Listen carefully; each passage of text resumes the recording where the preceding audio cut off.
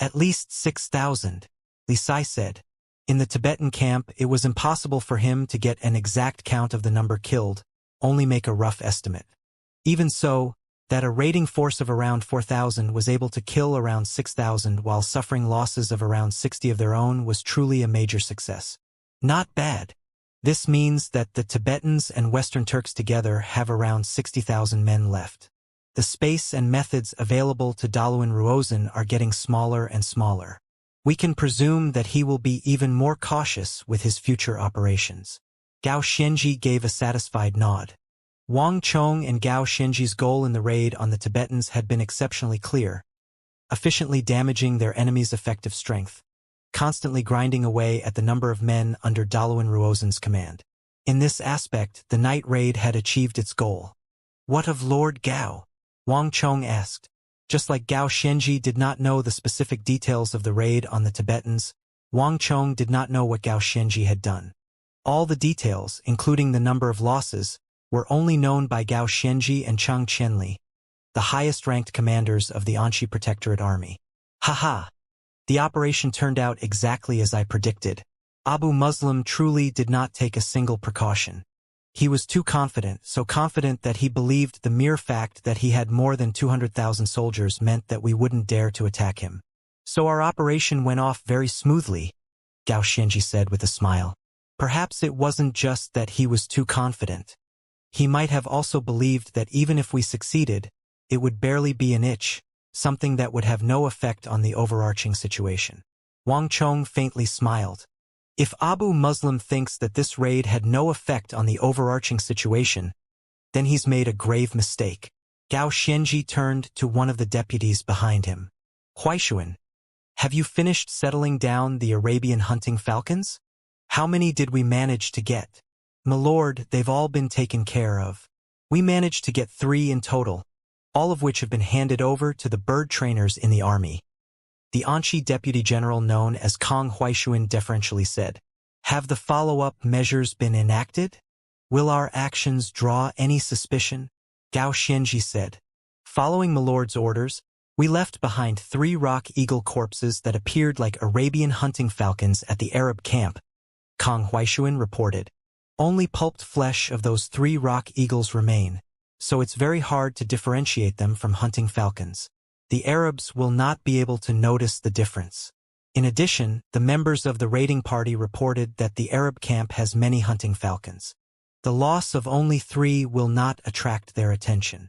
Kong Huaishuan was also a renowned general of the Anxi Protectorate Army.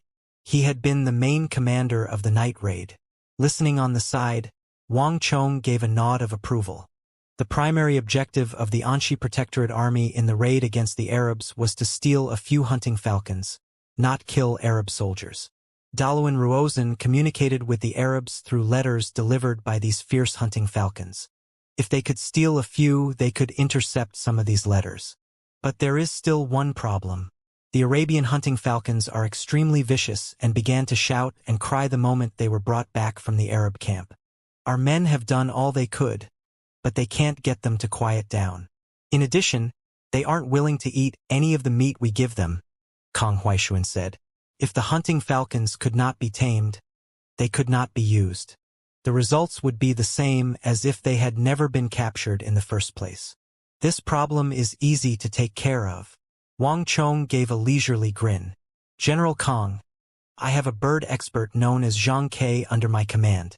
He's done a great deal of research on Arabian hunting falcons, so you can just leave this matter to him.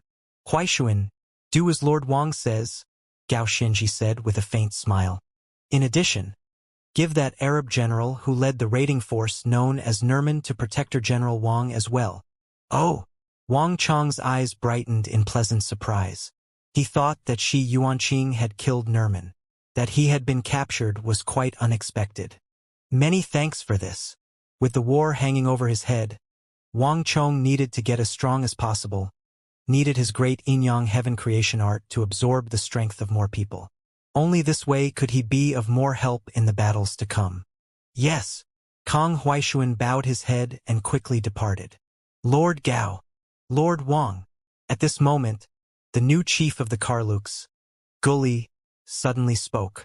There is still another matter. Gully's expression was hesitant, his tone uncertain. His movements immediately attracted the notice of everyone in the hall. Both Wang Chong and the Fergan-in-Chief Banahan turned to see what was going on. "What's wrong, Gully?" Gao Xianxia said in surprise. During the Arab raid last night, some of their troops mounted the walls and entered the city. They got in touch with us Karluks and mentioned that matter. Gully was stammering, his expression fraught with deep apprehension. As he spoke, a strange feeling began to suffuse the mood in the hall. Although Gully had not mentioned exactly what that matter was, everyone instantly understood what it was. The Arabs clearly did not know that Wanha Peluo had been killed, the treachery of the Karluks exposed. They had even sent out men to secretly get in touch with the Karluks. "Lord Protector Generals, we Karluks truly have no intent to rebel.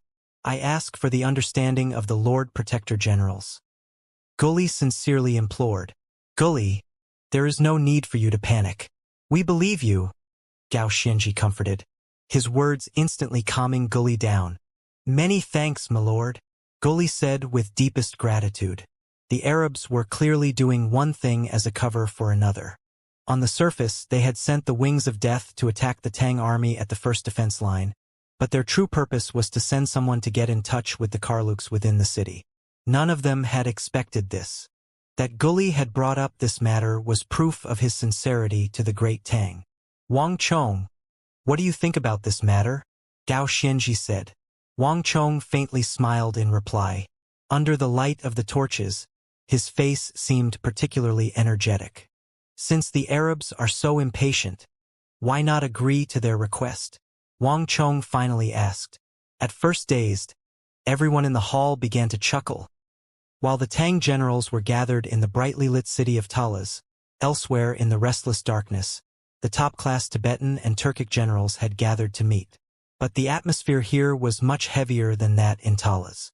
All the generals responsible for the sentry posts around the Tibetan camp were standing at attention, their expressions fearful. On this night, the tens of thousands of men in the Tibetan camp had been thrown into complete chaos by not even 1,000 Tang soldiers. So despite all the sentries and patrols, no one knew where the Tang were attacking from. Even after the battle, none of them knew. This was an absolute disgrace. "All of you think carefully. Did you really not notice anything?" Daluan Ruozan sat on a chair, his eyes surveying the assembled generals. His voice was extremely gentle and soft, devoid of any anger, but this only made the Tibetan generals even more uneasy. "Bastards!" A thunderous roar came from beside him. Although Daluan Ruozan was not angry, Huashu Huaitsong was not so restrained. On this night, the entire Tibetan camp had been played by Wang Chong, to the extent that they were incapable of even answering a simple question like this. This left Huashu Huaitsong fuming. "Huashu, you can't blame them for this matter," Daluan Ruozan soothed. "That person isn't someone people of their ability can contend against. He only moves after making ample preparations. He definitely won't have left us many clues. His personality was never that irritable." However, the slight crease in his brows revealed what he was truly thinking. Just like Huashu Huaitsong, he found it difficult to let this matter go. It wasn't that Yusang could never lose, but it at least had to know how it had lost. "Great Minister!" At this moment, urgent footsteps came from outside the tent.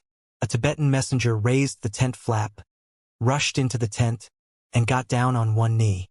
"On our patrol of the perimeter, we found some things that seemed to have been left behind by the Tang." "What was it?" Daluan Ruozan's brow rose, and the other people in the tent turned to look. "They were wolf skins," the kneeling messenger said. "Buzz." While Huashu Huaitsong and the others were still digesting this information, Daluan Ruozan trembled, a thought instantly occurring to him. "Take me there." Daluan Ruozan immediately stood up from his seat. A few moments later, at a place several hundred zhang from one of the sentry posts, Daluan Ruozan, Huashu Huaitsong, Dusong Mangpoj, Du Sili, and the other generals arrived at the site of the incident. Daluan Ruozan's prestige and the training he had put the soldiers through had played a major role in preserving the scene. The surrounding Tibetan soldiers had not acted on their own. instead choosing to wait for Daluan Ruozhen to arrive and handle the matter. "This is where they are?" Daluan Ruozhen asked. His brows were furrowed and there was a grimace on his face as he looked at the large gray wolf skins lying on the ground. Huashu Huaizong and Dusong Mangpoj also had grimaces, and Duwu Sili was faring no better. "Great Minister, we found wolf skins in other places, but the majority of them were found here," a low-ranking Tibetan officer explained. "Our men didn't notice them at first, but after the battle was over, they felt that something was wrong. These are all empty wolf skins with no bones, flesh, not even blood. They're all very clean, which is clearly abnormal." Everyone became eerily silent. This bastard! The first to speak was not Daluan Ruozhen, nor was it Huashu Huaizong or Dusong Mangpoj. On the contrary, it was Duwu Sili, who had little to do with this night raid.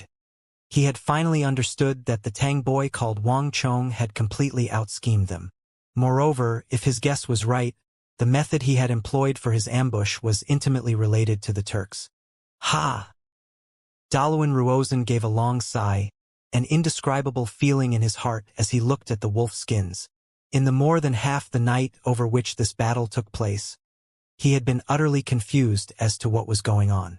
But as he saw the abandoned wolf skins, he finally understood. "I lost. I managed to predict the beginning of this operation, but not the end. I didn't think that he would even use the beasts brought by Great General Duwu Sili. I accept my loss this round." Huashu Huaizong found it hard to hear these words. "Great Minister, everything is not yet certain. Perhaps these wolf skins have nothing to do with the Great Tang. It might just be a coincidence," he comforted. "Ha! You still don't understand." Daluan Ruozhen shook his head and stopped Huashu Huaizong. After the successful infiltration, he could have just brought these wolf skins back. He only left them here so that I would understand how he managed to win. He wants to use them to beat me down. Everything was now clear. Daluan Ruozhen had spent so much effort setting up sentries and patrols, even establishing a system of signals and informing his men to be wary of any allies, requiring confirmation before they were allowed to approach, but all his efforts had been ineffective. Daluan Ruozhen had only worried about defending against people, never about defending against wolves. Not even if he were beaten to death would he have ever imagined that Wang Chong would disguise his several thousand soldiers as those massive wolves and have them infiltrate the camp. He wholeheartedly accepted this loss. "It's just a gutless and shameless scoundrel. What need does Great Minister have to make him seem so formidable?" Duwu Sili growled out through clenched teeth. No one found all this more unbearable than him.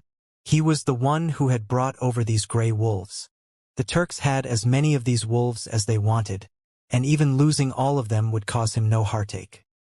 He had brought them with the intent of restraining the Great Tang, but he had never imagined that Wang Chong would end up using them as a weapon against Daluan Ruozhen. Duwu Sili was an Erkin of the Western Turkic Khaganate, one of its best great generals. How could he possibly bear being played around with by some insignificant Tang youth? Daluan Ruozhen remained silent, as did everyone else. They naturally knew what Duwu Sili was thinking, but now was not the time to start blaming others. They could only say that while the righteous could rise 1 foot, evil could rise 10. Wang Chong's methods were far too sly and unpredictable.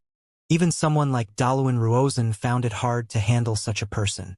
"Yundan Gongbu, how many people did we lose on this night raid?" Daluan Ruozhen suddenly asked. "Nearly 7,000. A burly general standing near Daluan Ruozhen loudly reported. Daluan Ruozhen said nothing, but the atmosphere suddenly became extremely grave. On the side, Huashu Huaizong gave a deep frown. In a large-scale campaign, the loss of 7,000 men was barely anything, and even in a night raid, such losses were still acceptable. But for the Turco-Tibetan army, which was severely lacking in manpower, the loss of 7,000 men was a severe wound. "He's aiming at our manpower," Huashu Huaizong suddenly said. As a great general of the Yusang Empire, Huashu Huaizong needed only a second to understand the strategic objective. "If I'm right, he will be frequently attacking us, making us the main target. As we lose more and more men, we will be more and more restricted, less and less able to pose a threat to him. In the end, it will be us, not him, in a dilemma where both retreating and advancing are wrong.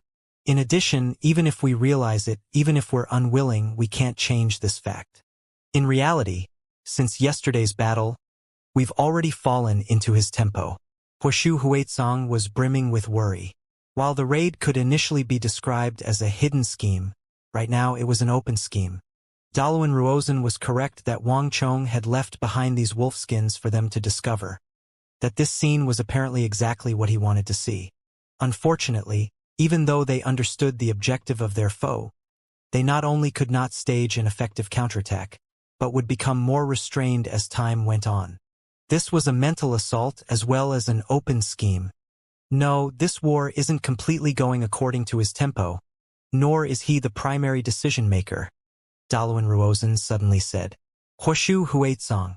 Has Abu Sangji still not returned? No, Huashu Huizong shook his head.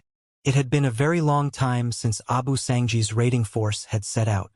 The Tang had completely routed the force, and very few of them had returned, with Abu Sangji not amongst them.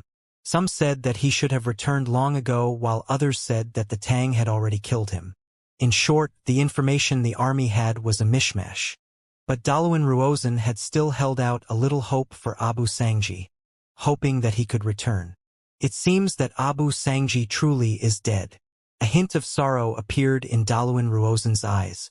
Abu Sangji was a doughty general of the Yarlung royal lineage. Ever since he had left the royal capital's prison, Abu Sangji had been close at his side, a constant source of help. Moreover, in this expedition, a significant portion of the troops had been recruited by Abu Sangji from the Yarlung royal lineage. Abu Sangji's assistance was unmatched, and Daluan Ruozhen had reciprocated by making him one of his closest aides. Deep within his heart, Daluan Ruozhen did not believe that he could die in battle. But reality was right before his eyes, and the outlook was grim for Abu Sangji. Have our scouts returned? What did they say? Daluan Ruozhen asked. I was just about to bring this matter up with you. The scouts have returned, and based on what they saw, although Abu Sangji and his men were routed, they succeeded in achieving their objective. Bits and pieces of Tang ballistae are currently strewn across the second Tang defense line. From the amount, we estimate that 400 to 500 were destroyed. Those soldiers who managed to return were not lying. If we didn't have to account for the fact that Abu Sangji was killed, we could have regarded this operation as a major success, Huashu Huizong solemnly said. Very good. Daluan Ruozhen's furrowed brows finally began to relax. This could be considered the best news he had heard today. Although Abu Sangji had died in battle, he had completed his mission. The Tang army only had around 2,000 ballistae, so the loss of 500 was no small blow. Daluan Ruozhen had achieved his strategic objective. With 500 ballistae destroyed, Abu Sangji cannot be said to have died in vain. This war isn't settled yet. Daluan Ruozhen stared at the bright lights of Talas, a fierce light in his eyes. The Tang and the Tibetans were not the only ones holding meetings in the darkness. To the west, in the Arab camp, a similar undercurrent was flowing. Rahman, have you received the report? In his tent, Abu Muslim looked toward a thin, black-armored, and thickly bearded general. Rahman bowed and said, Lord Governor, the report has been received. While General Nerman's troops attacked the Tang defense line, we succeeded in infiltrating the Tang defenses and got in touch with the Karluks without gaining the notice of the Anshi Protectorate Army. Rahman was one of Abu Muslim's trusted aides. He did not have many men under his command, but he was still treated with great favor. Very few people knew that Rahman was actually one of Abu Muslim's most favored generals. Many people believed that the primary assault force in this night raid was Nerman and his Wings of Death, little knowing that Rahman and the several dozen men in his infiltration force were the true driving force. I see. You are dismissed. A satisfied glimmer in his eyes, Abu Muslim waved his hand. Rahman gave another bow before taking his leave. Once Rahman left, Abbasid deputy governor of the East Ziyad walked out from the rear. Governor, can the Karluks really be trusted? The pair truthfully did not care about how many Tang were killed in the night raid. They cared more about the Karluks within the city, upon which little attention had been placed. The wealth of the Arabs has never been easy to obtain. Since the Karluks have taken our gifts, it doesn't matter if they're trustworthy or not. They've already promised, so they must carry it out. Abu Muslim stared at the brightly lit city of Talas, looming like a beast out of the darkness, a look of dreadful cold flashing through his eyes. On this continent, no one could have second thoughts after making an agreement with the Arabs. Such fickle people would end up paying a disastrous price. Ziad said nothing, but the look in his eyes was the same as Abu Muslim's. On this point, the governor of the East and his deputy shared the same conviction, a conviction that they shared with all the other governors of the empire. None of them ever feared that someone would take the wealth of the Arabs and then go back on their word. After a few moments, Ziad suddenly spoke. But there is one other matter. The newly arrived Tang commander apparently had a conflict with Wanha Peluo. Moreover, the Karluks have still not fulfilled their end of the deal and opened the gates of Talas. With these things unresolved, we cannot trust the Karluks. They were too far from the battlefield, and the more than 100,000 Tang soldiers lay between them and Talas. Thus, Abu Muslim and Ziad only knew that a quarrel had broken out at the gates of Talas, but they did not know the specific details. If they can't be trusted, then we'll just kill them all. Abu Muslim waved his head, his expression callous and cruel. That's right. When will the two armies His Majesty dispatched arrive? I've already sent a letter asking about this, Ziad said. They're currently en route and aren't far. They should arrive on the battlefield by sunrise. Excellent. Perhaps we won't even need the Karluks. When those two armies arrive, we can annihilate the Tang along with Talas. Abu Muslim's eyes flashed with a light that not even the darkness could drown out. Slowly, everything calmed down, but a hidden danger continued to swell. Boom! As a yak horn blared, dawn broke in the east, casting sunlight over the horizon. As the morning sun dispelled the darkness, it shone over the battle-scarred Talas as well as the camps of the Tibetans and Turks. Thousands upon thousands of Tibetans surged out of their tents and took up formation, their highland steeds valiant and vigorous, bursting with the will to battle. The sunlight washed away all the scars from last night's battle, and the entire Tibetan army seethed with killing intent. In the distance, the Tang army was packed between the two steel defense lines in front of Talas, all of them taking up defensive positions. The scent of war and the murderous intent that had been obscured by the darkness once more began to seep through the air. Bong bong bong bong. War drums began to thunder over Talas. The city gates opened, and countless soldiers surged out. Infantry, archers, ballista men, axemen, cavalry. The soldiers divided themselves neatly by type as they took up formation. Fweet! As the mood over the battlefield turned tense, an arrow shrieked through the air, flying out from the Tibetan camp. Its shrill whistle could be heard for Tensum Li Wang Chong. Do you dare to come out for a meeting? A stentorian voice called out from the Tibetan camp. It spoke in such proficient Han that it was difficult to imagine that a Tibetan was saying these words. 3 figures rode out of the Tibetan camp in the direction of Talas. While still around 1,000 zhang from the walls, Daluan Ruozan stopped and raised his head to silently wait. His eyes squinted in anticipation. All was silent, and even though the mood behind the steel defense lines grew tense, the Tang camp remained quiet and still, with no one responding. After some time, just when Huashu Huaizong and Dusong Mangpoj were starting to get impatient, a young and vigorous voice called out, Daluan Ruozan, I hope that you are well. A pure white steed rode out with a bright cry, leaping forward with a young rider on its back as it appeared on the northeast corner of the walls of Talas.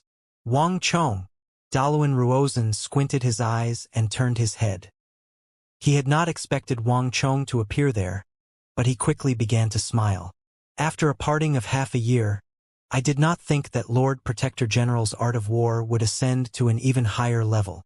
I have only heard of beasts learning from man, but never of man learning from beasts. Lord Protector General has opened my eyes.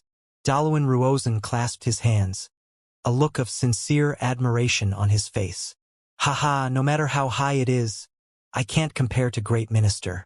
Even though you knew that I was prepared, you still sent more than 3,000 people to throw themselves on my sword." Wang Chong heartily laughed.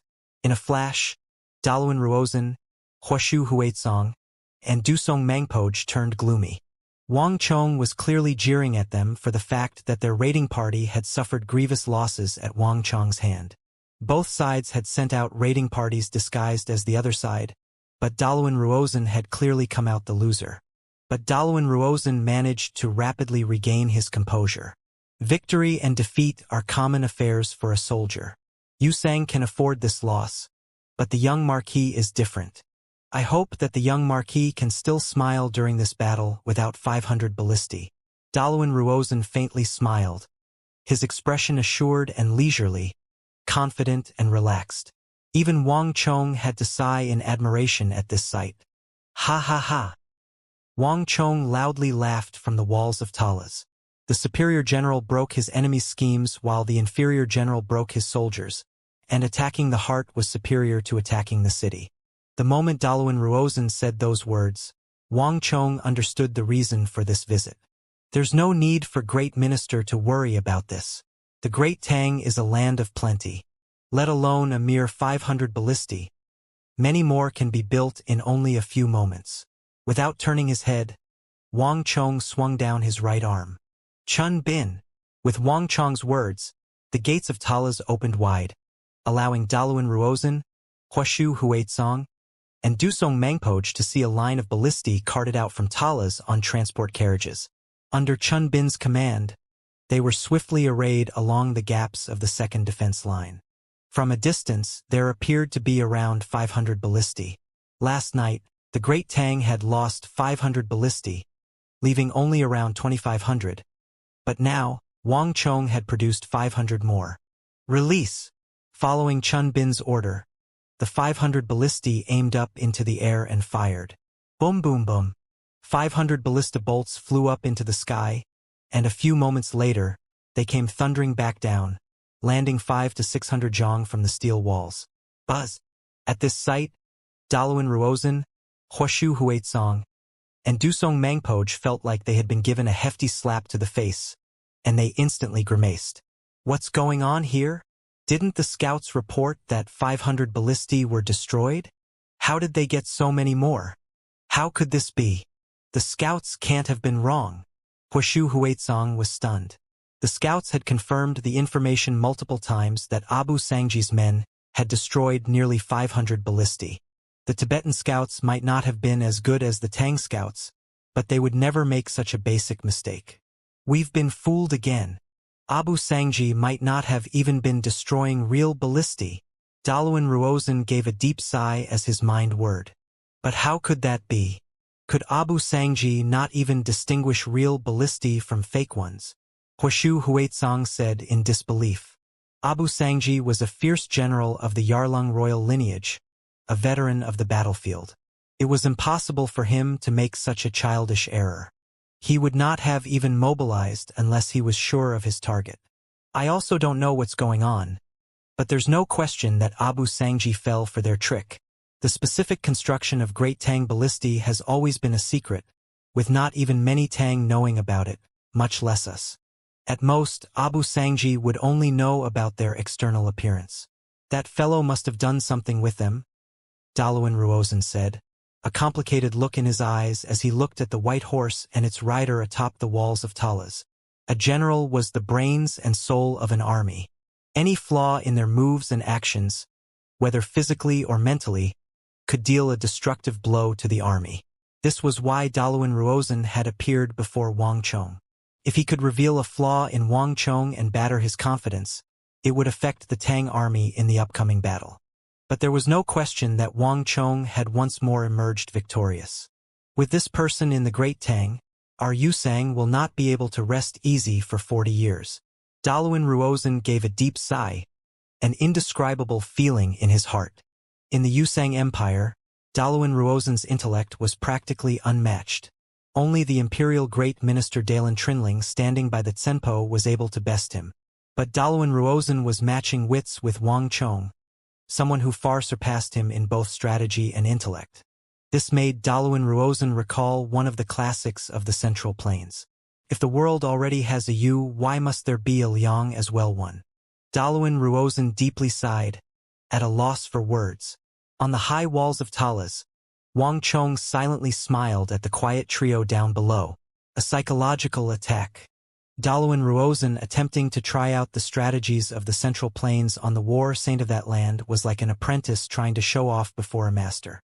All he did was bring humiliation down on his own head.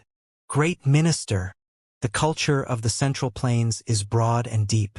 I hear that Great Minister enjoys gathering the various classics, histories, and military texts of the Central Plains.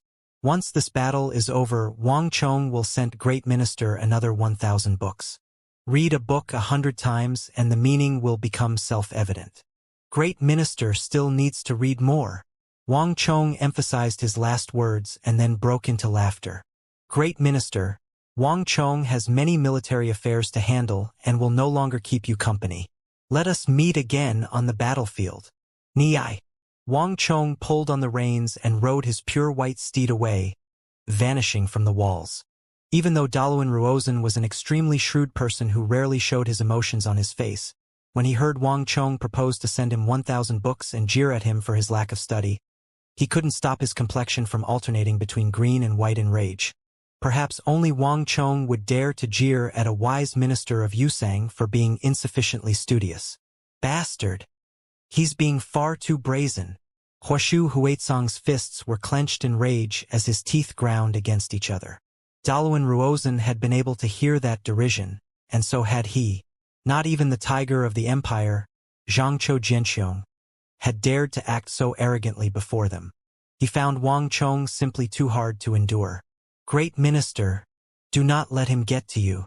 This bastard is trying to provoke us. You must not take the bait. Heh! Daluan Ruozan shook his head and reassured Huashu Huaitsong. How could I not see what his intentions are? But I truly did lose this round. I wholeheartedly accept my defeat. Wang Chong's art of war was far too alien. Let alone the Central Plains, such an understanding of war and such a commander had never appeared in the entire world. Daluan Ruozan had wanted to learn Wang Chong's style and use his own strategies against him, but he had still lost. But Daluan Ruozan merely shook his head to regain his composure, not at all dejected or beaten down. No matter what scheme Wang Chong employs or what sort of effect he wants to have on me, he's miscalculated. That is because his opponent in this battle is not us, but another. Huashu Huaitsong, send this letter for me. In this war between the Arabs and the Great Tang, we have already done all we could, given them all the help we can. They will have to depend on themselves. Understood. Huashu Huaitsong took the letter from Daluan Ruozan and bowed. Let's go. Daluan Ruozan turned his horse around and began to ride back toward the Tibetan camp. After riding 10 zhang, he stopped and turned back, looking past the majestic walls of Talas to the dense ranks of the Arab cavalry, which were readying themselves for battle. The Arab army today was clearly different, the atmosphere much more somber and more seething with killing intent. Flap, flap. Not long after Daluan Ruozan returned to his camp, a black hunting falcon descended into the Arab camp. A few moments later, a burly Arab guard strode toward Abu Muslim, with the hunting falcon in one hand and the letter it was holding in the other. Lord Governor, the Tibetans have sent a letter. The messenger got down on one knee and respectfully offered the letter. Oh? Bring it here. Abu Muslim sat up from his throne and reached out his right hand to take the letter. After glancing through it, he broke into a smile. Interesting. Ziad, the Tibetans have sent us a letter. Take a look. Standing behind Abu Muslim, Ziad raised a brow and glanced at Abu Muslim in surprise before taking the letter. The Tibetans suffered heavy losses and will not be fighting today? What do the Tibetans mean by this? Ziad raised his head, his face covered in disbelief. Haha. Didn't he say it clearly in the letter? In this battle, he hopes that we can deal with the Tang by ourselves and show off the true power of we Arabs. Abu Muslim lightly said. These Tibetans truly deserve death. Since we are allies, we should work together. Are they still thinking about preserving their strength? A flash of anger appeared in Ziad's eyes. The Arabs did not need allies. At the very least, rarely in their history of conquest had they invited anyone to be their allies. In their view, agreeing to the alliance with the Tibetans was already a great favor. But now, the Tibetans were actually trying to avoid battle and preserve their strength, showing little appreciation for the kindness they had been shown. They cannot be blamed for this. Abu Muslim smiled and waved his hand to dispel Ziyad's anger. Dalwin Ruozan said that they have already lost 50 to 60,000 elite soldiers, as well as 80,000 wolves, and he is certainly not lying there. Although these losses are nothing to us, it's no small number to the Tibetans and Western Turks.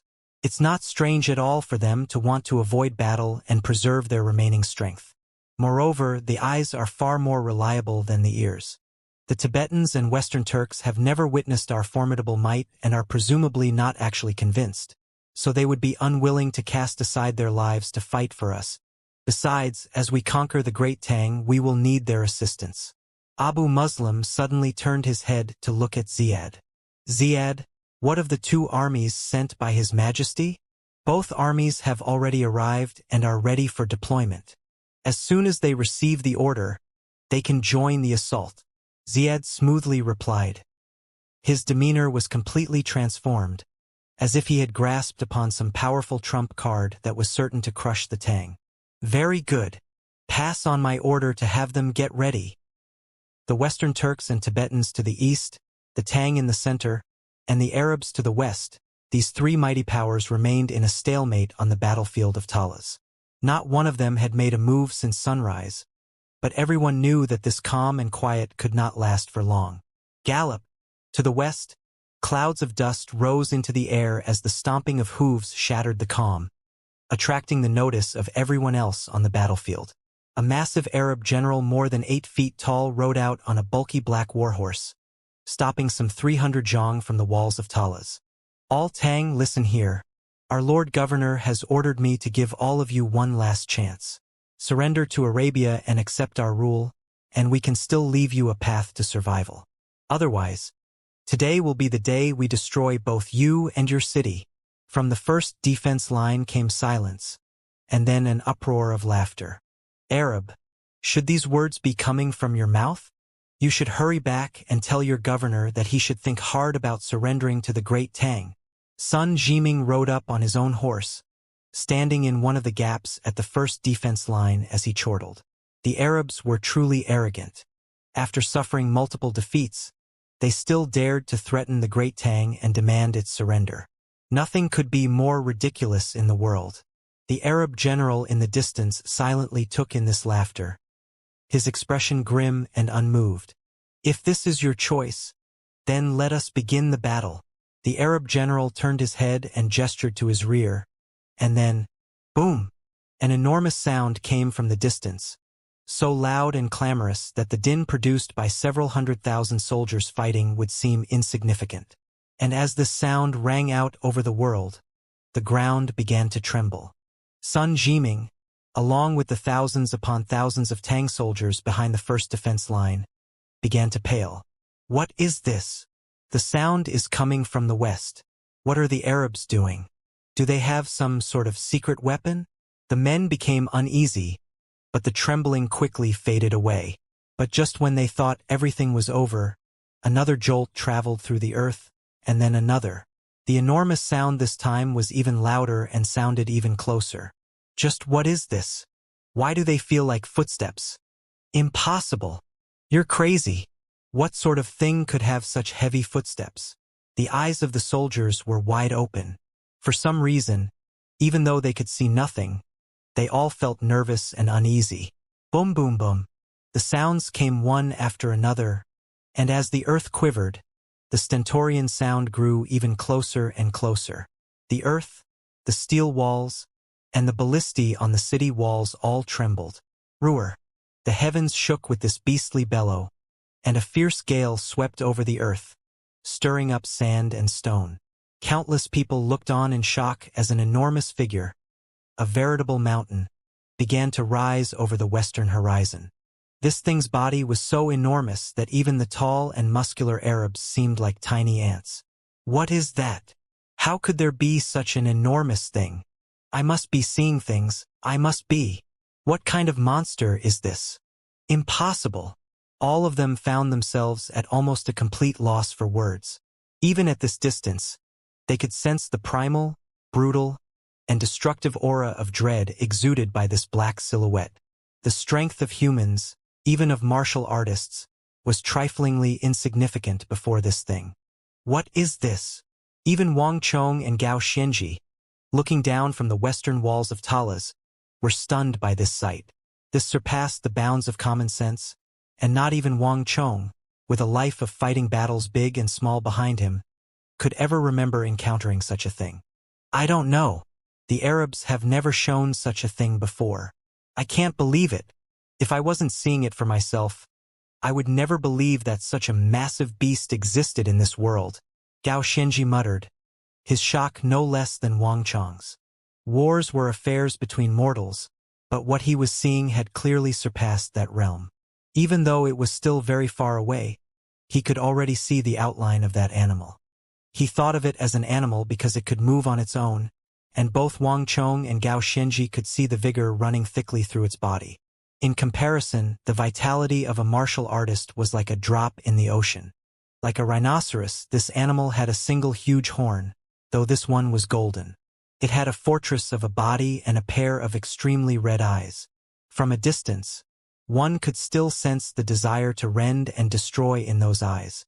Anyone who saw them would feel a dread that came from the very depths of their souls, like they were ants being observed by a god.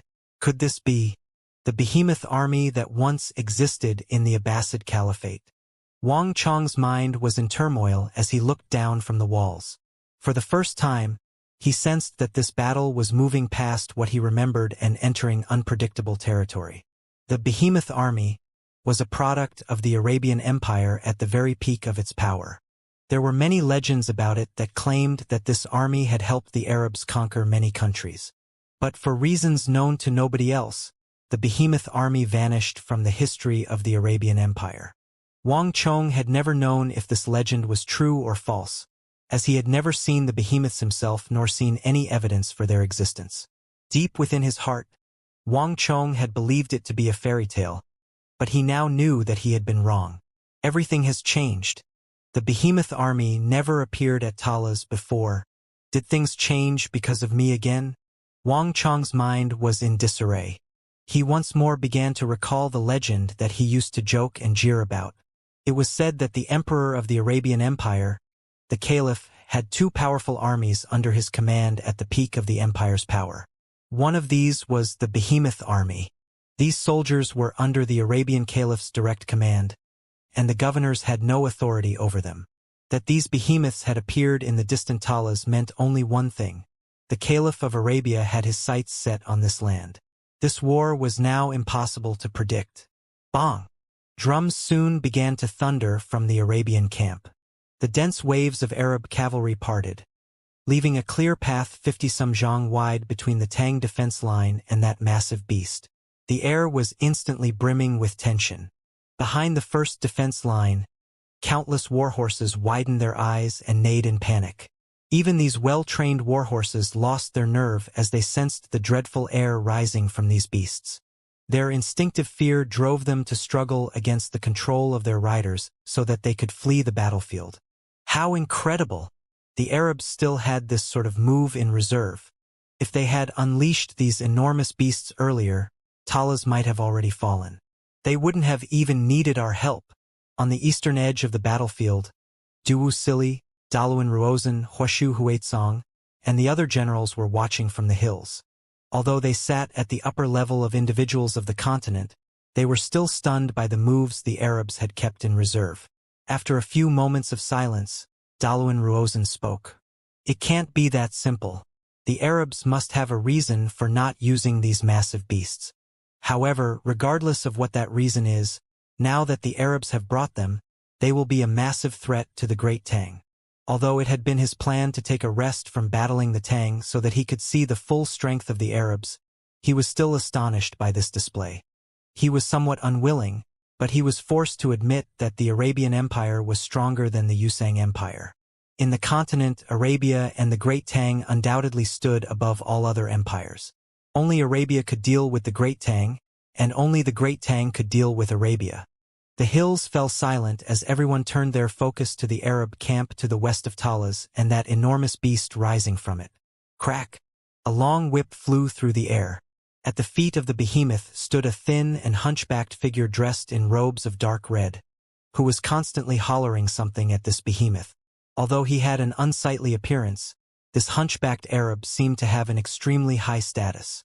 Behind him were countless manservants and maids, apparently his, who were trembling in fear. Not far from them, a black-clothed Arab guard was blowing a strange tune out on a bone flute, one that lacked any sort of rhythm or tempo.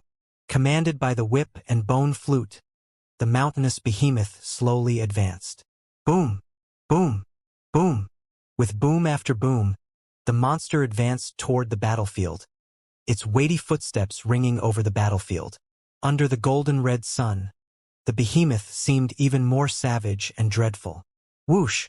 At that moment, let alone the Tang soldiers, even the vast sea of Arabs recoiled in fear from that giant beast. Too big! A brave and muscular Arab warrior looked up at that golden horn that seemed like the peak of a mountain, and that fortress of a body, and those scarlet eyes. Unconsciously, he began to step back. The line between myth and reality grew fuzzy. This behemoth arisen from ancient myths had transcended time and space to descend on the mortal realm. Roar! The behemoth roared, the sound waves carrying endless pressure and intimidation as they stirred up gales and gusts. Even the clouds in the sky were swept away toward the sun in the east. The sky over the heads of the Arabs was now clear. Boom! The already fearful Arab warriors panicked. Their war horses fled in fright, and their neat ranks fell into disorder. The Behemoth Army. This was one of the legendary armies under the Caliph's control and a symbol of his divine authority. Even the pugnacious Arab warriors regarded them as nightmarish existences. "They're finally here!" exclaimed an excited and joyful voice. It could only belong to the supreme existence of the Arabian East, whose authority was second only to the Caliph's, governor of the East Abu Muslim. He placed his hands on the armrests of his throne and slowly rose, a powerful energy bursting from his body. In this world, there was no city that the Arabs could not break, no opponent they could not defeat. Abu Muslim looked at that behemoth as if he was looking at his proudest weapon. This continent had played host to countless formidable civilizations. Just like how the Tibetan Plateau had once produced the powerful Xianxia dynasty, the distant west, along the shores of the sea, had also been home to many powerful cultures. These cultures had vanished long ago, and many of their works had been lost to time. But there were still remnants of these cultures. By using a special method found in the ancient texts left by one of these bygone civilizations, the Arabian Empire had interbred fierce and large animals like rhinos, elephants, and lions to create this behemoth army. After failing countless times, they had finally succeeded in producing this stalwart guardian of the western border that made their enemies tremble in fear. There were not many of these behemoths, but they were the symbol of the Arabian Empire. No fortification existed that could resist the attacks of these beasts. Mazel! Abu Muslim stood in front of his throne, his eyes twinkling as he waved his hand. After a brief pause, a low and scratchy voice grated at everyone's ears. "Lord Governor." It was an extremely sinister voice, as if its owner was a poisonous snake who had slithered out of the ground and put on human skin. Even Ziad couldn't help but frown. The Arab generals around Abu Muslim couldn't help but back up, maintaining some distance from that hunchbacked figure in dark red. Mazul was one of the Abbasid Caliph's close attendants as well as the commander of the behemoth army. This person was shrouded in mystery. Nobody knew his background, only that he had suddenly appeared in Baghdad before the Caliph, rapidly gaining his trust. Not long after that, the dreadful behemoth army began to take shape. Mazul's background was a mystery, and the Caliph had decreed that all the governors and generals were forbidden from investigating him. A veteran and renowned general, who had been nominated for a noble title by one of the governors, had once been suspicious of Mazul. After sending men to investigate, he was quickly eradicated from the face of the earth. The guards of the caliph had led the imperial guard against his estate, exterminating both him and his entire clan. This matter had sent massive waves through the Arabian Empire. Although the caliph had announced that this general had harbored disloyal thoughts and had been thinking about rebellion, everyone knew the true reason for his death. From that moment, the mere mention of Mazel's name made people pale in fear, and no general dared to approach him. Abu Muslim silently stared at the red-robed figure slowly approaching him, little emotion in his eyes. Mazel had unique status that made many people apprehensive, but Abu Muslim had never had any interest in his identity or background. Moreover, as the governor of Iron and Blood, Abu Muslim was interested in only one thing: conquering his enemies. Everything else was secondary. "I presume that you understand the mission?" Abu Muslim said to the slowly approaching Mazel. Mazel was truly a grotesque figure. Half of his face was covered by a red scarf, but even the visible part was dry and cracked, like the bark of a withered tree. Those gray-brown eyes of his twinkled with a wicked light that made anyone who looked into them shiver in fear. The hunchbacked Mazel's lips moved beneath his scarf. "Lord Governor, be at ease. His Majesty gave me the orders when I left. For this battle of Talas, everything will be done as Lord Governor wishes. My lord will lead the way. Our opponent this time is extremely powerful. Do you see those steel defenses and that city? I need your behemoths to knock them all down. Leave what comes after to me." Abu Muslim paused for a moment, his face turning grim. "Mazel, this operation is key to our plans to conquer the entire East, so I hope that you can devote all your strength. You cannot be careless. Haha, my lord, be at ease. In this world, there is no opponent that my behemoth army cannot defeat. This is not the first opponent they have conquered, and it will not be the last." Mazel coldly chuckled. After saying this, he gave a nod and turned around. Bong, bong, bong. The war drums began to bang out the signal to attack.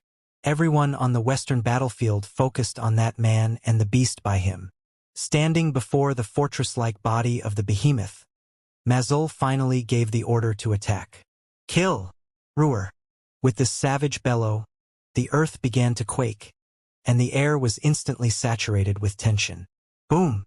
The mountain of a behemoth spread apart its four legs and began to charge like a lightning bolt at the two defense lines, its golden horn glimmering in the sunlight.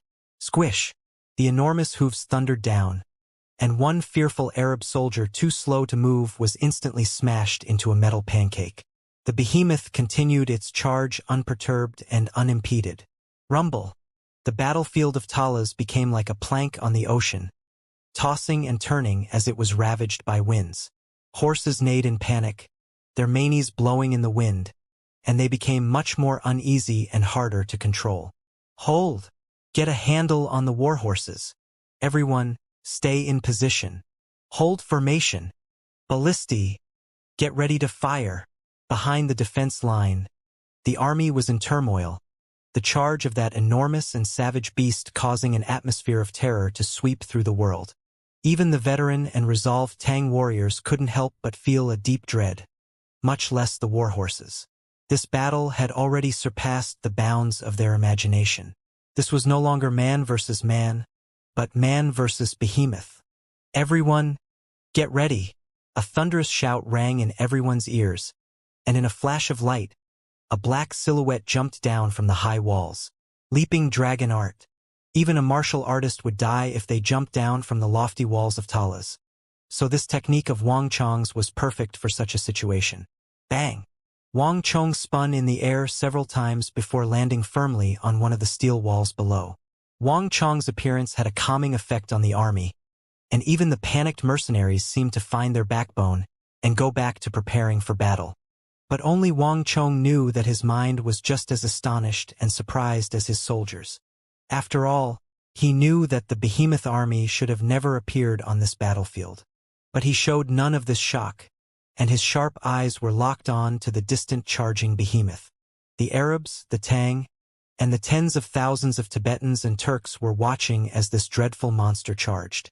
Daluan Ruozan and Huashu Huaitsong held their breaths and squinted. This battle was directly related to the fates of the two empires of the East and West. If Arabia won, the continent would undergo an unprecedented transformation. The Tibetans and Turks, as stakeholders in this struggle, would naturally be drawn into such an upheaval. Too powerful. Such powerful vitality. That's not something a human can have, not even great generals. Now it's time to see how the Great Tang deals with it. No ordinary methods can stop that. It's a formidable killing blow. The Anxi Protectorate Army might end up finished today. Huashu Huaizong, Dusong Mangpoj, Duwu Sili, and Daluan Ruozan stood in a row, their clothes flapping in the wind as they watched from the hills. In the distance, the rhino-shaped behemoth was getting closer and closer, exuding a stifling wave of dread. 3,000 zhang, 2,000 zhang, 1,000 zhang. The Tang soldiers and mercenaries tightly grasped their weapons, their breathing heavy and their eyes nervous, the stench of death dominating all else. Wang Chong stood on the steel wall, his hair and clothes being tossed and turned by the wind, his mind unprecedentedly focused. Master Archer Unit, fire! Wang Chong's cold voice echoed over the battlefield. Creak, creak. The armored master archers standing behind the first defense line pulled their bowstrings to their maximum extent, their muscular physiques and energetic auras indicating that they were all elites of the Anxi Protectorate Army. In the era of the Sage Emperor, the Great Tang had placed an unparalleled focus on the western regions.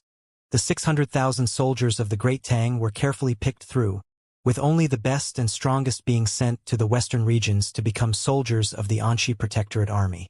An archer unit made purely of master archers was something that could only be found in the Anxi Protectorate Army. Not even Wang Chong had such a force under him. Boom, boom, boom. The air exploded as thousands of arrows instantly filled the air. The master archers of the Anxi Protectorate Army could each fire 5 to 10 arrows at once, and could fire 2 to 3 times a second. A 100-man unit of such master archers was equivalent to 3,000 to 4,000 regular archers, perhaps even more. Whoosh, whoosh, whoosh. The rain of arrows drew a massive arc through the air before descending on the rhino-shaped beast. But to their stupefaction, of the nearly 10,000 arrows, more than 90% bounced off the behemoth's hide. Not even the arm strength of a master archer was able to pierce the thick hide of that behemoth. Everyone was stunned by this sight. The master archers of the Anxi Protectorate Army were the best of the best, and though they were mass-firing, the power of each arrow could shatter stone at a distance of 1,000 zhang, and even ordinary armor wouldn't be able to stop one. Yet this beast's hide had managed to repel more than 90% of these arrows. Impossible! Even the spectating Duwu Sili was flabbergasted by this sight. On the steel wall, Wang Chong's mind was in a state of turmoil. This animal was overturning everything he knew.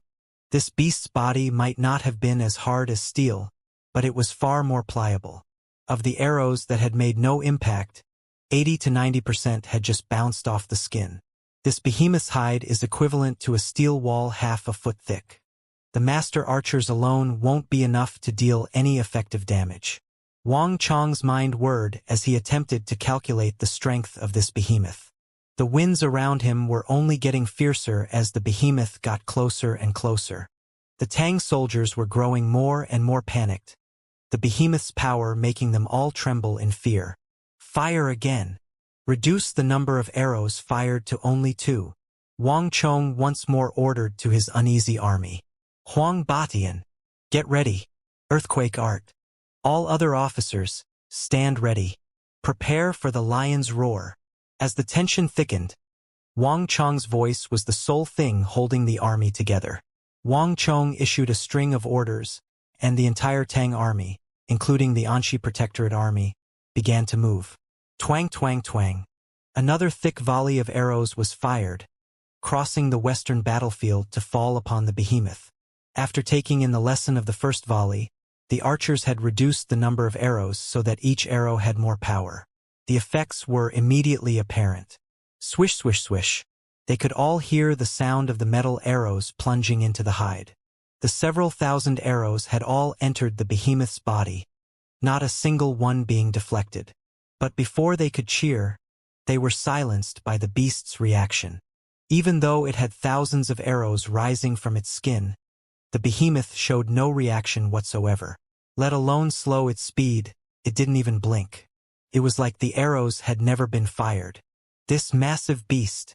What thick skin? One of the Chishi soldiers said with wide eyes, his throat gurgling. Around him, countless soldiers similarly showed fear in their eyes. Normal animals had only thin hides, but this was clearly not the case with this massive beast. The thickness of its skin seemed to even exceed the length of the arrows, which were 3 feet long. This was merely the behemoth's first layer of defense, but this alone was enough to render many of their attacks ineffective. At this moment, Wang Chong was the only person who maintained his calm. As he stared at the distant creature, his mind constantly calculated. 1,500 zhang. 1,000 zhang. It was getting closer and closer, the shaking causing the ground to rise and fall by half a foot. At this distance, the soldiers felt like they were ants looking up at an elephant. The psychological impact of this sight was difficult to describe. Even Wang Chong began to feel an intense danger, the stench of death surging at him in waves, threatening to overtake him at any moment. 8, 7, 6, 5, 4. Wang Chong silently counted down, and at 1, he immediately gave the order. Begin. Okay. All the officers of the Tang army, including Wang Chong and Gao Xianxia, totaling more than 1,500, bellowed as one with the lion's roar. In an instant, invisible waves of sound began to spread out from the steel walls, rapidly merging into a torrential wave that swept over the western battlefield, including the rhino-shaped behemoth. The moment the lion's roar was unleashed, Wang Chong, the recently arrived Gao Xianxia, Chang Qianli, Wang Chong's father Wang Yan, his big brother Wang Fu, Li Sai, and all the other officers nervously watched the dreadful behemoth. The enormous beast seemed to sense something, and it appeared to momentarily slow down. But before any of the Tang could celebrate, the behemoth launched its counterattack. Roar! A stentorian bellow louder than the combined roar of all the Tang officers emerged from its mouth, and an enormous pressure descended from the sky. Ni! Several hundred well-trained horses finally broke under the pressure, breaking free of their riders and fleeing the defense line. The Tang army itself was frightened and alarmed by the behemoth, cries of shock and fear rising from its ranks. It's useless, Daluan Ruozhen suddenly said. These enormous beasts of the Arabs are different from the elephants of Mengshizhao. They don't have the same weakness of elephants in a fear of loud noises. Using a solution for elephants against these beasts simply isn't plausible. In the War of the Southwest, Wang Chong had employed the same method to defeat the White Elephant Corps of Mengshizhao. But it was now apparent that he had been too optimistic if he believed that a similar method would work against the Arabian behemoths. Although the Tibetans were not taking part in this battle, Daluan Ruozhen had been keeping a close watch on Wang Chong's movements. Right now, not even Daluan Ruozhen could think of a way to address this crisis. Deep within his heart, Daluan Ruozhen wished for Wang Chong to be defeated, but he also wished that he would not lose to anyone except him. 800 zhang. The lion's roar of the Tang officers had not only failed to stop the behemoth, but had even provoked it. Roar. The earth quaked as the furious behemoth charged with all its strength, the massive edifice of its body getting even faster. This embodiment of terror and destruction struck fear into all who looked upon it, making them feel like they were trapped in their worst nightmare. Wang Chong, Li Sai, Gao Xianxia, Chang Qianli, Wang Yan, Wang Fu, all the commanders of the great Tang side were focused, their expressions anxious. The behemoth's speed was very fast, leaving them little time. A method had to be thought of to deal with this beast as quickly as possible. The most problematic thing was that the Tang were in no position to fall back or flee. If they fell back, the walls would be broken, and if they fled, the 60,000 Tibetan and Turkic cavalry behind them made that impossible. Huang Badian, it's up to you. Wang Chong turned to those several rapidly running figures in the distance. Ha! At a distance of around 600 zhang, a roar suddenly rose from the blustery winds. At this moment, Huang Batian and 5 other Earth Element Wuxiang villagers capable of using the stone general technique lowered their bodies and pressed their hands against the ground, using one of the supreme skills of the stone general. Earthquake art. It was not necessary to lower one's body and press one's hand against the ground to use the earthquake art, at least not for earth element experts at Huang Batian and the 5 Wuxiang villagers level. However, for the sake of unleashing a large-scale earthquake art, these 6 earth element warriors had chosen to lower their bodies to the ground so they could exert all their power. Rumble. Ripples began to appear in the quaking earth and rapidly began to spread out. The ripples of vibration caused the firm earth to rapidly soften. Land subsidence. This was one of the earthquake art's abilities. It could convert hard earth into soft slurry that the enemy would sink into. Huang Batian rarely used this ability, much less on the battlefield of Talas. This was because the earth of this area was abnormally hard, the layer of bedrock much thicker than usual. To use a land subsidence technique here was extremely draining, even for a peak imperial martial warrior like Huang Batian. Buzz. As the earth softened and lost texture, Huang Batian and his fellow villagers began to pale, cold beads of sweat emerging from their foreheads. Rumble. The Arabian behemoth was getting closer and closer. Huang Batian could now sense an intense danger. If struck by the beast, even he would be finished. Go! Hurry! With this order, the 6 men immediately shot off in 6 different directions. Behind them, the dreadful behemoth was so close that everyone else had nearly stopped breathing from how nervous they were. The subsidence technique was complete, but the behemoth only needed to adjust its direction for Huang Boshan's group to be pulverized. 10, 9, 8, 7. The distance was shrinking, but the behemoth did not do as all the Tang soldiers had feared. The morning sun plated the rhino-shaped behemoth in a layer of red light, and it had not even noticed Huang Batian and his men. Neither its speed nor direction had changed. Bang! As they all watched, it roared. One of its enormous feet seemed to land on a void, and it rapidly began to sink. In the blink of an eye, everything below the neck was underground. Boom! A burst of cheers exploded out from the Tang army in celebration. Wonderful! A good show from General Huang. It's been caught. It's really been caught. Truly impressive. The oppressive and nervous mood instantly evaporated, and the Tang soldiers slightly relaxed. What man feared the most was the unknown. Only when one faced down this divine Arabian behemoth did one truly understand how much fear and danger one could feel. The strength of man seemed immaterial in the face of such an enormous beast. But a simple subsidence technique from Huang Boshan's group had succeeded in using this beast's own weight against it to capture it in the earth. Kill it! The morale of the soldiers swelled, all of them anxious to strike. With the behemoth trapped under the ground and unable to move, it could only wait to be slaughtered. Lord Marquis, I will bring some men to kill it. Xue Qianjun clasped his hands together, his eyes blazing. The countless soldiers behind him were also ready to attack. While the beast was still trapped underground, they could attack as one.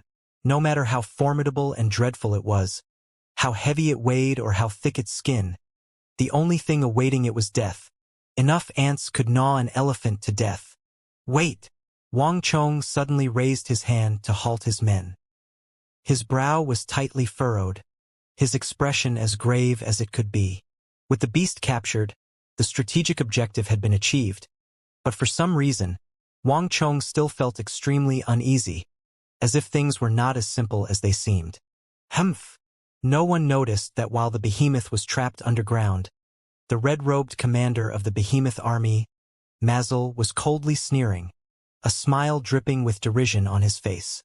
One was being far too childish if they believed a meager land subsidence technique would be enough to deal with the behemoths that he had personally trained. If the behemoths were really that easy to deal with, they would have never become one of the anchors holding down the Arabian Empire, much less an army that made all the surrounding countries quail in fear. How foolish! Mazel was not one bit perturbed that the behemoth had been trapped underground. These Tang men of the East had no idea what sort of power they were facing. He had noticed that pit in the ground. He had not commanded the behemoth to go around because he did not care, because it did not matter. Bang! As if responding to Mazel's thoughts, the trapped rhino-shaped behemoth roared as its enormous body suddenly exploded with a mountain-sundering strength. Boom! The rocks, dirt, and gravel in a radius of several dozen zhang exploded, blowing the energy of the land subsidence art into bits as well. As debris flew through the air, the behemoth shook its body and jumped out of the hole. After a moment of stunned disbelief, the soldiers began to panic. Not good. The monster managed to get free. Careful, careful. Get back. The astonishing strength the behemoth had used to break free had left all of them flabbergasted and fearful. The land subsidence art had only further provoked it, and its body seethed with savagery and killing intent. Roar. The golden horn waved through the air, stirring up gusts, and the behemoth began to charge at the first defense line once more. Beast, stop for me! A thunderous roar echoed through the skies, and a huge fist made of countless bits of stone smashed against the rhino-shaped behemoth's head. Stone General! No, that's General Huang Batian. Under the sunlight, a massive general made of stone rose from the earth to appear next to the behemoth. The enormous physique was 5 to 6 times larger than the ordinary form of the Stone General. Stone General Advanced Form. This was the Stone General formed from the combined might of Huang Batian and the other 5 Earth Element warriors. These 6 warriors were divided amongst the head, arms, body, and legs, their combined abilities working to form this Stone General of unprecedented size. Bang! Bang! Hot on the heels of the Stone General's first fist was the second. One punch after another flew at the rhino-shaped behemoth's head. In this short period of time, the Stone General had thrown 6 punches, each one with incredible weight behind it. This was the strength of warriors, something that pure beasts could not possess. But the behemoth's counterattack was also extremely vicious. With a toss of its horn, it smashed into the Stone General. Boom! Crack! The enormous Stone General formed from 6 experts was blown to pieces with just a single strike of the behemoth's overwhelming strength. The 6 men along with countless rocks flew out from the wreckage like they had been fired from cannons. Plush! While still in the air, Huang Batian trembled and vomited blood. Too powerful! Huang Boshan's unfocused eyes were wide open, his face pale as he felt a deep despair. The 6 of them had combined their strength into a massive Stone General, but in front of that dreadful behemoth, they had been like a blade of grass, not even worth a mention. My lord, I've done all I could. You'll have to rely on yourselves now. With this final thought, Huang Batian fell unconscious. General Huang! Cries of alarm rose from the Tang soldiers on the ground. Everything had happened too quickly. From the moment Huang Batian and his men had combined their might into the Stone General to the moment they'd been knocked away, not even a full second had passed. Not even Wang Chong had time to react, much less anyone else. Someone hurry and save General Huang's men. Yes. Wang Chong had barely spoken before Xue Qianjun lunged forward with several elites, headed in the direction that Huang Boshan's men had been sent flying. But the crisis had only just begun. The enraged behemoth's eyes were bloodshot, and it was approaching the walls with a terrifying speed. 500 zhang, 400 zhang, 300 zhang. The behemoth was now less than 1,000 meters from the steel defense line, and its speed was faster than ever. Its 4 pillar-like legs swiftly rose and fell, each stomp thundering on everyone's hearts, unleashing earth-shattering jolts and quakes. Hum! The fierce winds stirred dust and sand that clouded the area in front of the defense line, but the behemoth's body was clear and visible. The enormous golden horn seemed to have pierced the skies, and the contemptuous gaze of its eyes of blood struck fear into all the soldiers. With the battle imminent, the atmosphere was so oppressive that it became difficult to breathe. There was no more time to think about the crisis or how to escape. Countless gazes were now focused on the enormous beast. 200 zhang. The distance was closing. Ballisti. Ready. A cold and determined voice resounded through the air. Wang Chong stood on a steel wall, his hair blowing in the wind, his eyes shining with unprecedented focus. In a flash of cold light, Wang Chong swept his sword through the air, allowing the sun to reflect upon its edge. Creak, creak. The ballista began to ready up behind the first defense line. This was the first time Wang Chong was personally commanding the ballista army. All the nearly 3,000 ballistae were lined up at the gaps. The cold tips of their bolts pointed outward. The entirety of the ballistae brought from Qixi were participating in this battle of man versus beast. In addition, the several hundred ballistae belonging to the Anxi Protectorate army also began to aim at the behemoth. The greatest drawback of ballistae was their accuracy, but it was impossible to miss such a large target. As the more than 3,000 ballistae took the field, the battlefield fell silent, time seeming to stop. Every person's heart was loudly thumping in anxiety. The ballistae were the strongest move available to the army, its trump card. The sharpness, strength, and damaging ability of their bolts far exceeded those of regular bows. This was the last measure that could be used against the behemoth. If this were unsuccessful as well, then probably nothing in the army could threaten it. 100 zhang. Only 300 meters remained, and even Gao Xianji was getting nervous. If they could not stop this behemoth, the 100,000 Tang soldiers would be completely wiped out, Talas would be destroyed, and Anxi, Qixi, and maybe even Longxi would all fall into enemy hands. Release! Wang Chong swung his Wu's steel sword down, and the entire world seemed to go still. Bang! More than 3,000 ballistae fired, their sharp and thick bolts rising like dragons breaking out of the sea, howling through the air to fall upon the behemoth. Bang! A ballista bolt struck, leaving a bloody wound on the behemoth's body as it vanished within. This was only the beginning, as soon there was a second, a third, a fourth. Not one of the more than 3,000 ballista bolts was repelled, and the behemoth now sported more than 3,000 bloody holes. Ow! The seemingly invincible and unstoppable rhino-shaped beast finally gave a howl of pain, wounded for the first time. The heavy weaponry that had allowed the Great Tang to dominate the world had finally managed to wound this beast that had stepped out from the realm of myth. How could this be? Even the distant Mazel couldn't help but be shocked. This was the first time since the behemoth army had been established that a weapon belonging to another empire had been able to harm one of his behemoths. Bang! The steel defense lines once more exploded with cheers.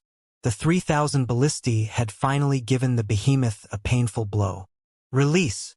Wang Chong swung his sword down without hesitation as he gave the order to fire. The 3,000 ballistae fired another volley, their bolts once more howling through the air and vanishing into the behemoth's body. Release! In the blink of an eye, a third volley was fired, another wave of bolts vanishing within. The morale of the army was at its peak, their cheers reaching the heavens. But Wang Chong quickly sensed that something was wrong. 3 volleys, more than 10,000 ballista bolts, had been fired into the beast, and while the behemoth had clearly wavered and slowed, the much-anticipated sight of the behemoth collapsing had not occurred. Despite its wounds, the behemoth was still charging at the defense line. Wang Chong could still feel that its enormous body was humming with life and vigor. There was no sign that this behemoth was on the verge of dropping dead. Shit! 10th unit, 15th unit, 17th unit, 28th unit. All of you retreat. Wang Chong's sharp order resounded through the army. Lord Protector General, General Cheng, Father, prepare to move out.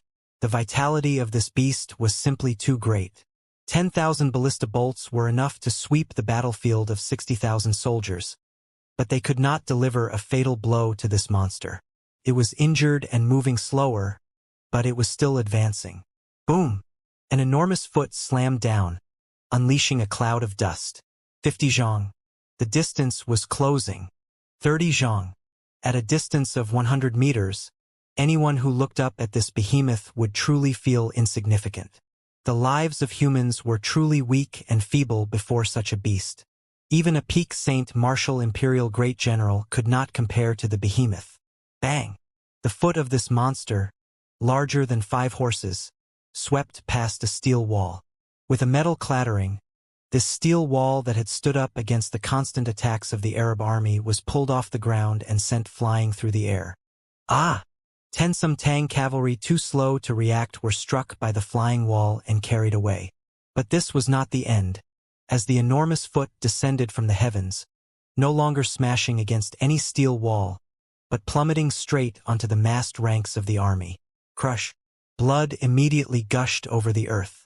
20-some unlucky Ferganan mercenaries and Chishi soldiers didn't even have time to scream before they were flattened into metal pancakes. Damn it!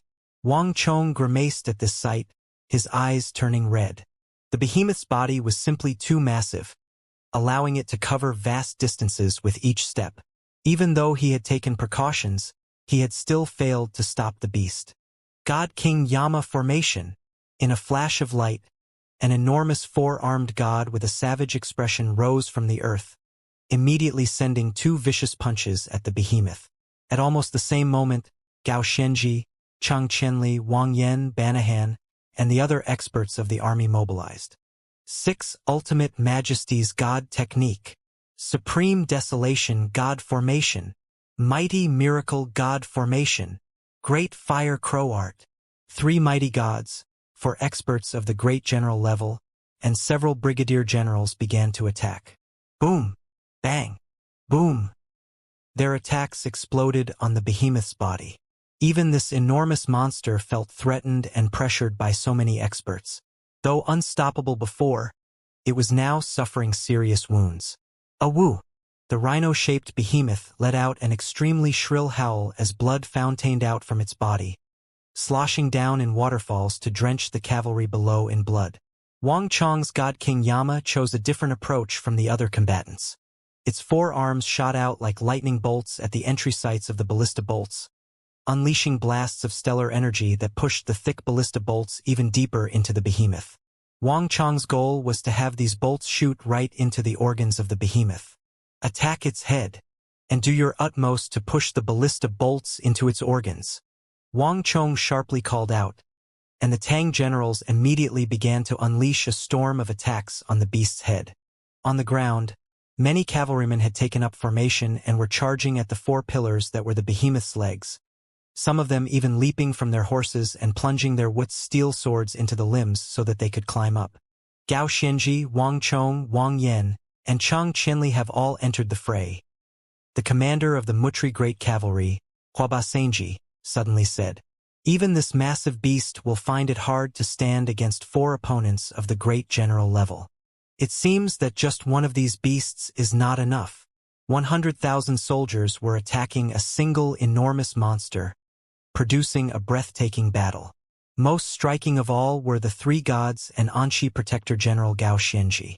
Even this enormous behemoth could not suppress the radiance of these 4 supreme foes, and its plaintive howls clearly indicated that there was a problem. It's not that simple. Those 4 truly aren't weaklings. But that massive beast isn't that easy to eliminate. Celestial Wolf Great General Wuxia was watching the battle through narrowed eyes as he replied to Huaba Senji. "Ah!" Huaba Senji turned his head in surprise. "You haven't noticed? Although that monster has been injured and its aura has weakened, its vitality is still flourishing and exuberant. Its hide is far too tough. The attacks of Gao Xianji and the others are only able to get through 3 or 4 layers before being stopped." Wuxia slowly explained, his hands held behind his back. Wuxia is correct. Daluan Ruozhen spoke in his graceful voice, his body exuding an elegant air. Beasts are still beasts, and they can't compare to humans. They can't learn martial arts or use techniques, but they do have one advantage: a tenacious vitality. If Gao Xianji and Wang Chong want to kill this enormous beast, it will take some time and come at a great price. Huaba Senji gazed in a daze, his eyes glancing between the pair. He then turned back to observe the battle with a pensive look on his face. Everything went exactly as Daluan Ruozhen and Wuxia had surmised. The behemoth was roaring, but the pain drove it into a frenzy, unleashing all its energy. It raised its golden horn, and Wang Chong's father Wang Yan was its first target. Unable to hold his ground, he was sent flying, after which the beast threw its massive body at Chang Qianli's supreme desolation god. Chang Qianli was unable to stand firm. Clang, clang, clang. He took several steps back, almost completely falling over. Damn it! Even Gao Xianji was forced to beat a retreat before the attacks of the behemoth.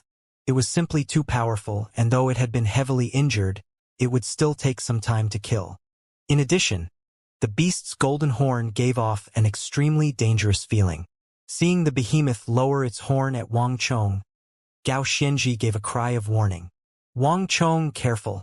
It's coming for you. Bastard. Wang Chong punched out. He was just now realizing that even though he was in the God King Yama form, he had no suitable weapons at hand. The Vajra pestle made from stellar energy was of little use against a hardy creature like this behemoth, and the Wut's steel sword wouldn't even be able to get any deeper than the surface of its skin. Wang Chong could only clench his teeth and face the charge of the behemoth. The army was right behind him, meaning that he could not retreat. If the behemoth were allowed to get into the ranks, it would take only a few seconds to wreak gruesome casualties on the Tang army. Get out of my way!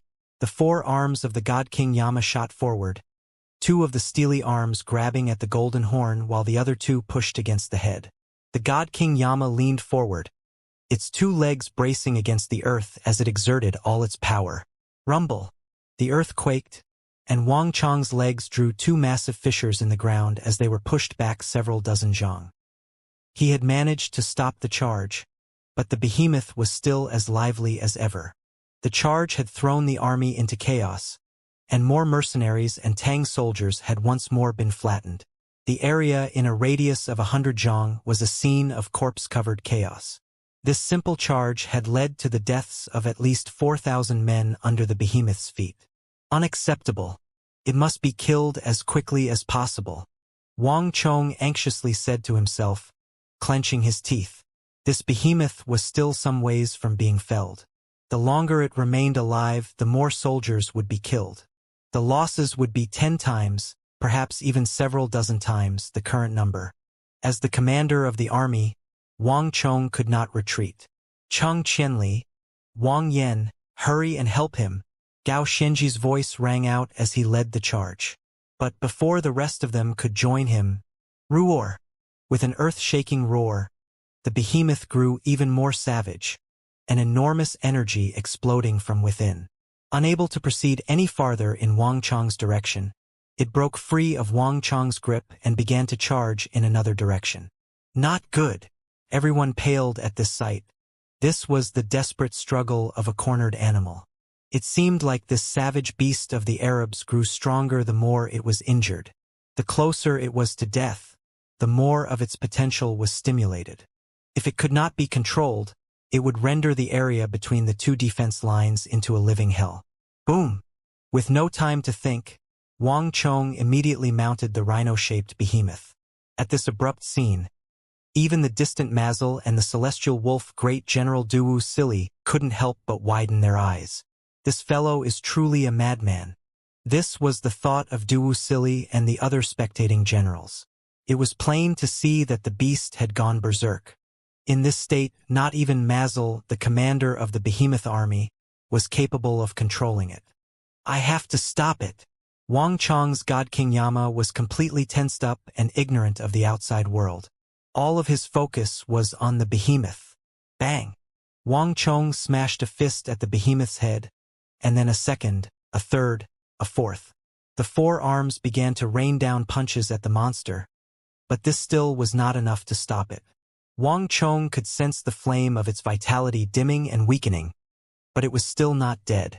More importantly, without all 4 of them there to stop the beast, it was able to push its enormous body forward. Ah! Panicked and fearful cries came from the ground. Pile after pile of soldiers was being crushed under the behemoth's feet in every moment, their blood gushing out. Many of them didn't even have time to scream before they were pulped. Wang Chong's heart was bleeding from the losses. He could tell that at least 5,000 soldiers had now been killed. If he could not stop the rhino-shaped beast, this number would continue to climb. Stop it! At this crucial moment, Gao Xianji, Cheng Qianli, Wang Yan, Shi Yuanqing, and the others finally arrived. The mighty miracle god, the supreme desolation god, and Gao Xianji finally managed to hold the maddened beast down. Boom boom boom. One heavy punch after another landed on the behemoth while the chains of Cheng Qianli's supreme desolation god whipped through the air, wrapping around the beast to hold it down. Their joint efforts had finally succeeded in capturing the beast. Swoosh swoosh swoosh. Gao Xianji sent fierce rays of sword chi into the behemoth's body, each one rewarded with a gushing stream of blood. Wang Chong, Cheng Qianli, Wang Yan, Shi Yuanqing. All the experts, alongside the agile Wuxian cavalry, fists, Vajrapessels, stellar energy with steel swords and ballistae, were attacking the behemoth, causing its vitality to rapidly drop. But despite these serious wounds, it was still not dead. It was still struggling, still trying to push forward, its vitality far more dreadful than imagined. Perhaps we can use this chance to strike and kill them. As Wuxia gazed at the distant battle of man versus behemoth, his eyes began to shine with cold light. These abrupt words left even Huashu Huizong and Dusong Mangpoj dazed. But after a brief moment of thought, their eyes brightened as well. The behemoth's charge had already thrown the Tang formation into chaos. In this state, if the Tibetans and Turks attacked, they might be able to increase the chaos or even rout the Tang. Although they were hesitant at first, they slowly began to come around to the idea. However, neither Huashu Huizong, Dusong Mangpoj, nor Wuxia chose to act on their own, their eyes instead turning toward another. We will be striking, but now is not the right time. As if sensing the gazes of the three great generals, Daluan Ruozhen spoke, but his reply left them dazed and confused. But will it not be a great pity if we miss this opportunity? Wuxia said. The winds caused Daluan Ruozhen's wide sleeves to dance as he shook his head. Have none of you noticed? Such an excellent chance. But the Arabs have still done nothing. These words immediately caused the mood on the hills to shift. The three imperial great generals frowned, turning to the Arabs as one. Looking past the two defense lines, they saw the vast Arab army to the west, a black sea that stretched to the horizon. But it was precisely as Daluan Ruozhen had said. Even though the behemoth's attack had provided such an excellent chance, the Arabs remained like an unmoving fortress, showing no intention to attack. The three great generals fell silent, their brows furrowing even tighter. The Arabs have remained silent. If they are not attacking, that can only mean one thing. Abu Muslim does not believe that this is the ideal chance to strike. They still have more moves waiting in reserve, Daluan Ruozhen said, his eyes glowing with wisdom. The trio were silent, but the shock was plain on their faces. This was an impressive beginning, but if the Arabs still had more methods up their sleeves, then the Tang army at Talas was truly facing an unavoidable calamity. Most shocking of all was that the Arabs apparently had even more dreadful moves. With such power at their command, who could possibly stand against them? This is still a war between Arabia and the Great Tang. We already did all we could earlier, so it's not right for us to once more supersede the host. Moreover, even though the Tang army is in chaos, they still have the strength to counterattack. Don't forget, with their formations, they have at least 4 imperial great generals on their side. If we force the issue right now, we might ourselves fall into chaos, and if we take heavy casualties, the Arabs might view us with contempt, Daluan Ruozhen said. These last words sent a tremor through the three men. As generals, they only thought about how to defeat their opponent on the battlefield. In political matters, their insights were much less clear and penetrating than Daluan Ruozhen's. It was true. While the Tibetans and Turks had agreed to ally with the Arabs, it was not a very deep alliance. If their impulsiveness caused a large drop in strength, drawing the disdain of the Arabs and the end of the alliance, the losses would far outweigh the gains. And neither Wuxia nor Huashu Huizong wished to confront those enormous behemoths. Heh! Daluan Ruozhen softly chuckled, knowing that the generals had understood. Intimidation is far more useful than actually attacking. Just by standing here, we block the retreat path of the Tang. This is the true threat we pose. Right now, they don't dare to retreat, but if we do actually begin to attack, at least half of the Tang will use this chance to escape. That truly wouldn't be worth the gain. While Daluan Ruozhen was counseling the three generals, the 4 great Tang commanders behind the steel defense lines were in the final stretch of their battle with the behemoth. Wang Chong's god King Yama was seated on the enormous rhino-shaped beast, pummeling its body with the Vajra pestle, his other 3 arms also raining punches down on the monster. But in the midst of this fierce assault, Wang Chong suddenly had a strange feeling. It was like there was a flame within him that was exactly the same as the one burning within the behemoth. The strength of Lu Wu. This flash of insight seemed to break Wang Chong out of a trance. What's going on here? Wang Chong froze for a moment. He could sense that the strength of Lu Wu that had been quiet all this time had suddenly awakened, even developing a powerful attraction toward the behemoth. Wang Chong could sense that this desire to devour, this hunger, was only getting stronger and stronger. Bang! There was no more time to think. Wang Chong bellowed and punched, and the moment his fist shot forth, a violet flame immediately engulfed it and slammed into the behemoth. Awoo! The behemoth, which had still been struggling in madness just moments ago, now gave a howl of unprecedented pain. Its thick vitality was instantly given a hefty blow, this attack dealing more damage in one go than any previous attack. Not only that, Wang Chong could sense that the moment the punch connected, a mighty stream of vitality had flowed from the behemoth to himself. Wonderful! Invigorated, Wang Chong immediately poured out more of the strength of Lu Wu, wrapping all 4 arms of the God King Yama in violet flame. Bang bang bang! The 4 arms began to rain down punches on the head of the rhino-shaped behemoth. Crack! The final blazing punch crashed into the golden horn, and with a crack, the horn broke off the base and went flying. Without its horn, the behemoth gave one last miserable cry before crashing forward into the ground. Rumble! The collapse of the behemoth caused the earth to quake and large portions of the steel defense line to be sent flying.